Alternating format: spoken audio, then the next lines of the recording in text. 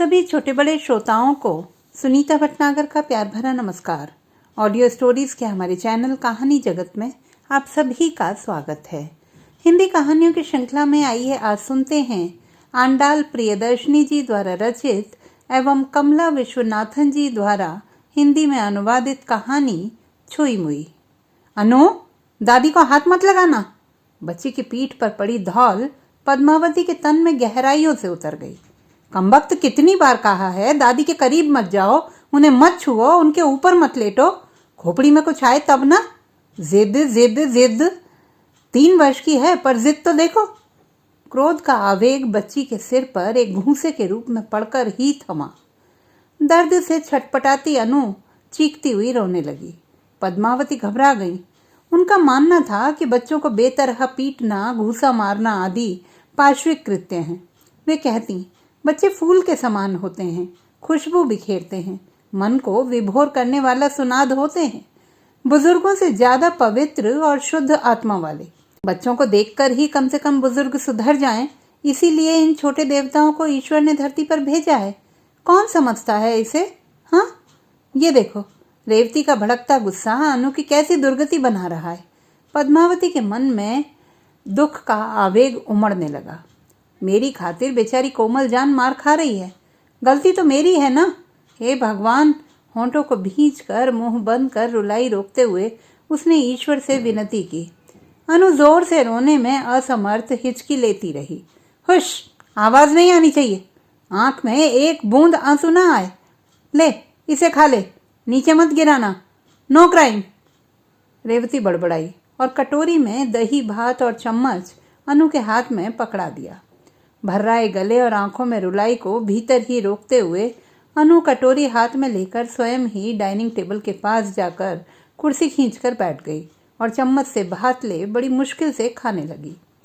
बेबस लाचार आंसू बहाती पद्मावती के मन में बच्ची को गोद में बिठाकर चिड़िया की कहानी सुनाते हुए उसके कोमल मुंह में भात डालने की इच्छा बलवती हो उठी। आपाद मस्तक तन तड़प उठा। छू नहीं सकती, छू देंगी तो प्रलय मच जाएगा, ज्वालामुखी फट पड़ेगा, घर युद्ध स्थल में बदल जाएगा। क्या करूं, क्या करूं? पद्मावती कर ही क्या सकती थी। अनु ने खाना खत्म कर लिया, सिंक में कटोरी डाल हाथ मुंह धो लिया। Go to bed Anu, sleep. Revati का आदेश सुनाई पड़ा। अनु बैठक में एक कोने में लुढ़क गई और बैठक के अंतिम छोर पर बने छोटे कमरे में बैठी दादी को तरसती निगाहों से निहारती रही।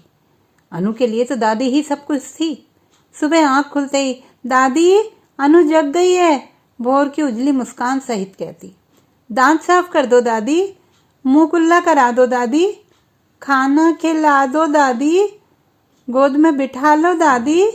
इस प्रकार दादी की छाया बन उनसे चिपकी रहती थी। सोते समय तो दादी का साथ उसे अवश्य ही चाहिए था। दादी की नरम गोद में लेटी हुई उनकी उंगली थामे एक और करवट लेकर, गाना सुनाओ न दादी, कहकर गाना सुनते हुए पल भर में सो जाती थी। ऐसा सब कुछ पहले होता था, अब नहीं होता। अब तो पद्मावती को उस छोटे से कमरे से बाहर आने की इजाजत नहीं थी और अनु को भीतर जाने की मनाही थी। उस कमरे के बाहर भी किवाड़ था। बाहर निकलना हो तो वहां से जाना पड़ता। कमरे में ही गुसलखाना, स्नान गृह, खाने की प्लेट, कॉफी के लिए गिलास, पानी का नल, दरी, तकिया, चादर, छोटा सा रेडियो और पोर्टेबल टीवी लगा दिया गया था। उस कमरे का किवाड़ बाहर सिट आउट में खुलता था। अपने कपड़े खुद धोकर सुखाने पड़ते थे। स्टूल पर बैठे सड़क की चहल पहल देख सकती थी। जो चाहे करने की आज़ादी थी, परंतु कमरे से बाहर निकलकर इस तरफ आने पर प्रतिबंध था। सुबह से लेकर रात सोने तक यह 8 फीट लंबा कमरा ही सब कुछ था उसके लिए। केवल घर ही नहीं, जीवन भी कारागार बन गया था। महरी भी कमरा झाड़ने पहुंचने नहीं आती थी। बाहर के किसी व्यक्ति को देखे बिना महीनों गुजर जाते। मानव स्पर्श के लिए तरसते हुए कई दिन बीत जाते। अब तो स्पर्श की अनुभूति ही मिट सी गई थी। चप चप चप अनु के अंगूठा चूसने की आवाज कानों में पड़ी। पद्मावती का मन भर आया। मन हुआ कि जाकर उस नारियल के पौधे को गोद में सुलाकर उसके कटे छोटे बाल सहला दूं।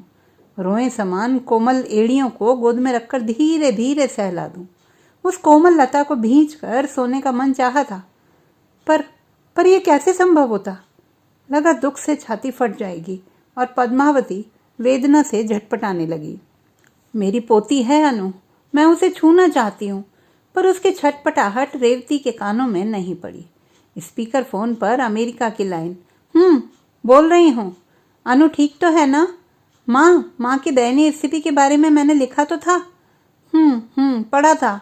विश्वास ही नहीं होता। दुर्भाग्य या कपट? बदबू आती है। I can't manage any more. मैं उसे अब बर्दाश्त नहीं कर सकती। प्लीज़ डार्लिंग, 4 महीने में मैं आ जाऊंगा और समस्या का हल ढूंढ दूंगा। माँ है क्या? फ़ोन दो ना उन्हें। चुप रहिए, कहने को कुछ नहीं है, बंद कीजिए फ़ोन। रेवती क्रोध से फुफकारती हुई बच्ची को गोद में लिए बेडरूम में चली गई और जोर से किवाड़ बंद कर दिया। दोबारा बाहर आई। वैसे ही मेरी कोई सहेली घर आना नहीं चाहती। होम में जाकर रहने को कहती हूँ तो मानती नहीं है। क्या आप भी चाहती हैं कि हम लोग भी यह कष्ट भुगतें? क्यों? ये बदला लेने की प्रवृत्ति क्यों? मैं दूसरा घर ढूंढ लेती हूँ। आप इस घर में खुशी से रहिए। कल मैं ही चली जाती हूँ। यही एक रास्ता है। दीवारों और हवाओं को सुनाते हुए रेवती बड़बड़ाने लगी।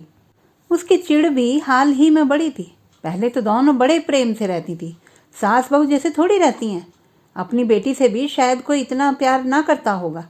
लोग उन दोनों के बारे में ऐसा कहते थे। पता नहीं किसकी नज़र लग गई। पहले दोनों साथ साथ घर सजाती थी, नए नए पकवान बनाती थी। रेवती की काइनेटिक होंडा पर बैठकर पार्क, मंदिर, प्रदर्शनी, समुद्र तट सभी स्थलों की सैर करने जाती थी। क्लब की मीटिंग 6 बजे खत्म होगी, वहीं रहिएगा, मैं पिक कर लूँगी, रेवती अपनी सास से कहती और ठीक 6 बजे पहुँच भी जाती थी। होटल चलकर कश्मीरी नान खाएं सासू माँ? हाँ, क्यों नहीं माँ, मैं आइसक्रीम लूँगी। तीनों अन्ना नगर के चतुरा रूफ गार्डन में जाते। बजाय जल्दी खाना खाने के 1.25 घंटा बैठकर आराम से खाते पीते। घर लौटने पर पैर फैलाकर सुस्ताते, टीवी देखते, संगीत सुनते, कैरम खेलते, खूब मज़ा लेने के बाद 12 बजे के करीब सोने जाते।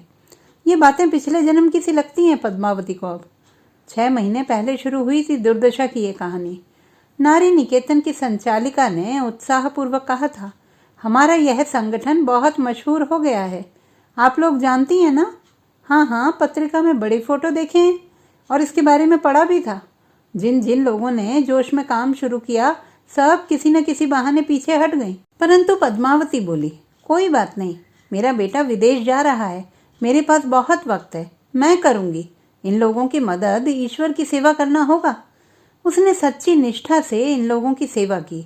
उनका शरीर पोंछना, कपड़े बदलना, कहानी सुनाना, भय दूर भगाना, फूल काटना आदि सिखाते हुए जब उनकी मदद करने लगी तभी समस्या शुरू हुई।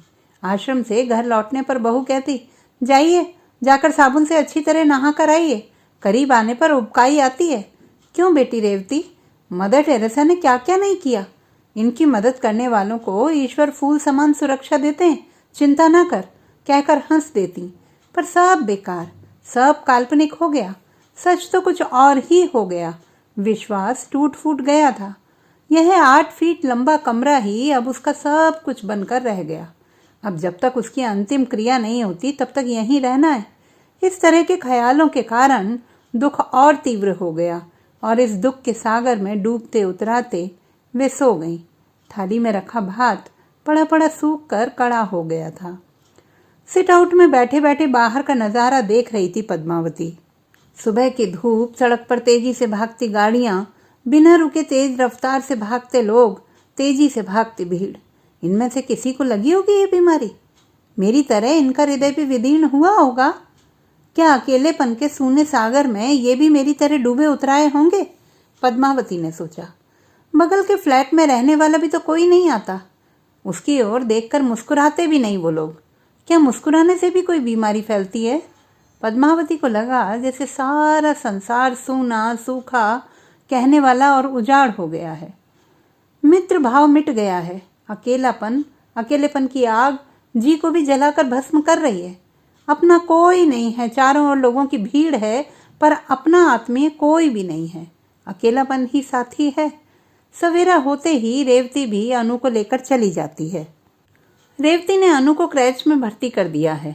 आपको उसकी देखभाल करने की ज़रूरत नहीं है, मैं स्वयं ही छोड़ भी आऊँगी और ले भी आऊँगी।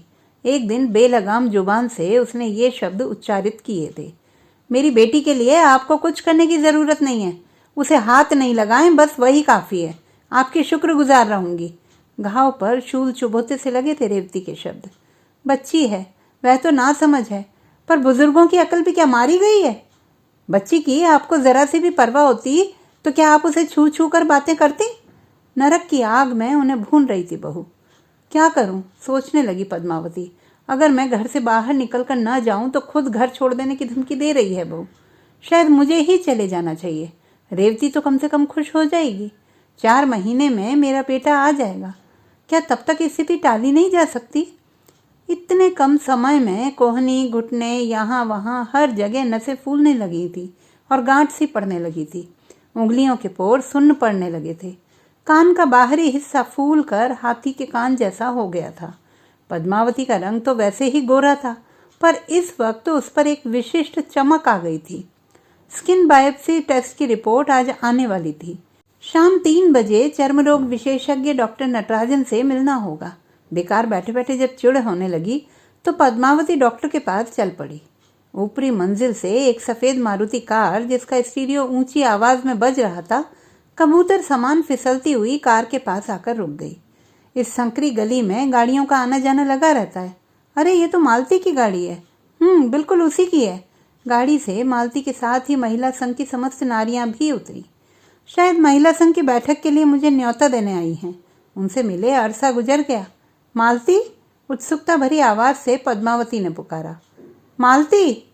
मालती ने सिर उठाकर ऊपर देखा। घर आओ ना, बात करेंगे। आऊंगी। आवाज में नफरत की झलक थी। मामी ठीक तो हो? कोरस के रूप में आवाज उभरी। कई अर्थों का प्रतिरूप आवाज। किवाड़ खोलकर इंतजार करना व्यर्थ गया। मक्खी मच्छर भी नहीं फटका। ये लोग पहले झुंड में आया करते थे। पद्मावती की उंगलियां पहले बहुत पतली थीं, फूल के समान कोमल और नरम। हाथ रुई के समान थे, अब तो मुड़ने लगी थी। केवल उंगलियां ही नहीं, वरन उसकी जिंदगी भी। पद्मावती सबसे प्यार से मिलती, अपनेपन से बातें करती और आत्मीयता से पेश आती। मैं माँ हूँ, धरती के सभी लोग मेरे बच्चे हैं। उनका व्यवहार सबके साथ इसी तरह का होता था। अरे कन्नमा, ये मेरी बेटी है, यहाँ आओ बेटी। उसके गाल सहलाती और नजर उतारती। बच्चों की मदद करते समय उन्हें कतार में बिठाकर प्यार से सहलाकर हाथ थामे पढ़ाती। ये बच्ची बहुत दुबली है, साग खिलाओ इसे। ये लड़की जल्दी ही बड़ी हो जाएगी। कितने लोगों का रोग उन्होंने अपने स्पर्श से दूर किया होगा। अरे सासू माँ, आप सबको छूती हैं, अछूत हो जाएंगी। रेवती उन्हें छेड़ती। मानव मानव के बीच कैसा छूत अछूत? जैसे हम हैं वैसे ही वे लोग भी हैं। वही खून, वही मांसपेशियां, हड्डियां, सांस या भोजन। हंसते हुए वह जवाब देती। अब वे सभी बातें हास्यास्पद हो गई हैं। सड़क पर चलो तो अन्य लोग कुछ हटकर ही चलते हैं। बस में बैठो तो कोई करीब नहीं बैठता। अब जिंदगी वास्तव में बिना लोगों के ही हो गई है। विलग रहना ही जिंदगी बन जाएगी क्या? अपनों से विलग, मित्रों से विलग, देश से विलग। चुस्त जिंदगी अब पराई सी लगती है। क्या इसे ही जिंदगी से उखड़ना कहते हैं? क्या यही नरक है? अचानक ही आज तक मन को छू सकने वाला अकेलेपन का दर्द हृदय को खरोंचने लगा था। जिंदगी से कोई लगाव, कोई रुचि नहीं रह गई थी। लगता था जैसे निष्प्राण हो गई हो। कोई नहीं था बैठकर बातें करने वाला, मिलकर हंसने वाला, हालचाल पूछने वाला। कोई नहीं, कोई भी नहीं। अनु को छूने का मन हो रहा था, गोद में लिटाकर प्यार करने का मन हो रहा था, पूरे घर में घूमने का मन हो रहा था, सारे कमरों को छान मारने की इच्छा हो रही थी, खूब स्वादिष्ट भोज्य पदार्थ बनाने को मन चाह रहा था, स्वच्छंद घूमने फिरने का मन हो रहा था। स्वतंत्रता चाहिए, इच्छा अनुसार जीने की स्वतंत्रता। पर यह तो संभव नहीं है। सीढ़ियां उतरकर नीचे आई, बाहर कोने में खड़ी रही। 4:30 बज रहे थे। अनु के आने का समय हो गया। आंखों में भर कर ले जाना चाहती थी। अनु बड़ी होकर प्रसिद्धि प्राप्त कर लेगी तो क्या ये लोग उसे सूचित करेंगे? दादी को पोती के लिए कुछ देने देंगे? फूल की तरह वे हंसती पोती को देखने देंगे? उसका माथा चूमने देंगे? नजर उतारने देंगे? दादी! काइनेटिक होंडा घर के सामने रुका। क्यों दादी, धूप में क्यों खड़ी हो? छोटी बच्ची के अबोध मन में उसके लिए कितनी चिंता नजर आई। प्यारी मुन्नी, तुझे देखने के लिए ही तो खड़ी हूँ, कहती हुई पास जाकर नजर उतारने की इच्छा हुई थी। मत छूइए इसे। तूफानी वेग से रेवती ने अनु को अपनी ओर खींच लिया। चलो अनु, शेरनी की तरह रेवती गरजी। मैं होम में जा रही हूँ। सच? सच में? रेवती ने संतुष्ट नजर उसकी ओर फेरी। उफ, बला टली, अब जाकर चैन मिलेगा। अनु, दादी को टाटा करो। दादी कहीं बाहर जा रही हो क्या? हाँ बेटी। कब लौटोगी? अब दादी नहीं आएंगी। रेवती की आवाज में खुशी हिलोरें ले रही थी। सुनते ही अनु रोने लगी। दादी मुझे भी लेके चलिए। तुम नहीं, मैं दादी के पास जाऊंगी। हाथ छुड़ाकर जब अनु भागने को उद्यत हुई तो उसने उसे कस कर पकड़ लिया। जल्दी से जाती क्यों नहीं? तमाशा करना है क्या? बच्ची को रुलाना है क्या? मरने तक आपकी ये हरकतें चैन नहीं लेने देंगी। अब और थोड़ी देर भी ठहरे रहना उनके लिए मुश्किल हो गया था। हे भगवान, मेरी आवाज़ सुन रहे हो? कमरे से बाहर निकलकर बिल्ली की तरह पंजों पर चलने पर भी रेवती को शक हो जाता था। क्या आप सोफे पर बैठी थी? बदबू आ रही है। रसोई घर में गई थी? गंध आ रही है। अद्भुत जंजीरें, कभी ना तोड़ सकने वाली जंजीरें। हे भगवान, अब सहा नहीं जाता, मुझे शीघ्र बुला लो। भगवान की मूर्ति के सामने यह करुण क्रंदन करती, अकेलेपन की नारकीय वेदना ताली बजाकर मजाक बनाती। प्रेत की जिंदगी भी इससे बेहतर होगी। सड़क उसकी हंसी उड़ाने लगी। घर लौटने में 4 बज गए। स्किन बायोप्सी टेस्ट पॉजिटिव था। पद्मावती निष्प्राण शरीर लिए घिसटती हुई घर आई। ऐसी सजा क्यों? पुत्र, बहू, पोती, समाज सेवा जैसे छोटे से दायरे में निश्चिंत जी रही मुझे रिश्तों की समाधि क्यों मिली? अब मैं इस घर में नहीं रह सकती।